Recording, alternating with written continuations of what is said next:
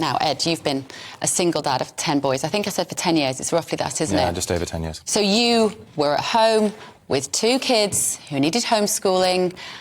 How was it for you, and how have you changed, and how's your family changed?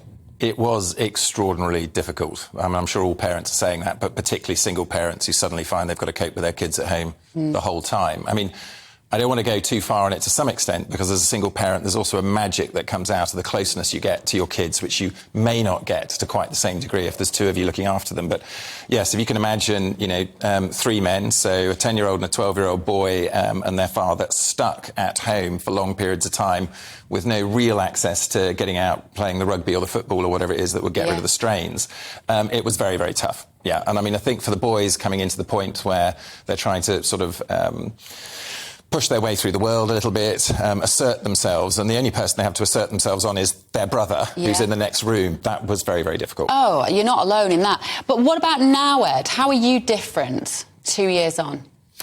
I think we're probably much closer together, actually, to be honest with you, because we had to go through a lot. We suffered a lot, and then we put it right. There were some changes of schools that came, and partly as a result of that, we had to make some school changes, and that was partly about the provision that was provided at the time, which wasn't potentially working for the kids as well. So we've sort of moved on. I think now, of course, the boys are maturing. They're now 13 and 15. Great, still very difficult, struggle to move them off their beds and off their laptops and that sort of thing. But they've matured vastly, and I think we've moved beyond the struggles and the strains of that now. Laurie, how about you? Am I right in thinking that you're also a single mum? I am a single mum. Okay. I have 4, but a bit older than yours, so we weren't so caught up with trying to homeschool. Initially, start that again, it was great for us, and I'm so sorry. It's such a personal thing, isn't it? And there's a part of me that actually feels a little bit sheepish in saying that this was really good for my family because of the things you're describing. It was so hard for so many people. I was working a lot. I was traveling a lot. And the 5 of us being stuck at home, yes, there were very tough bits.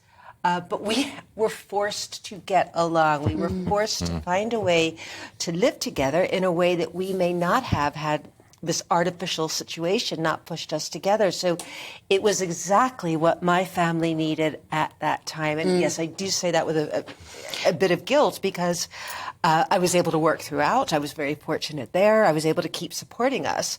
At the same time, we were almost repairing. But that first couple of weeks, I can definitely identify with that. If we cast our mind back to March 2020, I remember the joy of thinking, I don't have to drive the kids to swimming club. Like, they couldn't believe they didn't have to go to school. The sun was shining. Do you remember those first 2 weeks? Absolutely. That was the loveliest spring. It was a beautiful, beautiful. And then when the novelty wore off pretty quickly, I realised that we were undergoing the most cataclysmic changes in the relationship between the state and the individual, with our neighbours, with each other, who we were responsible for, the kind of erosion of the idea of the individual that went out the window.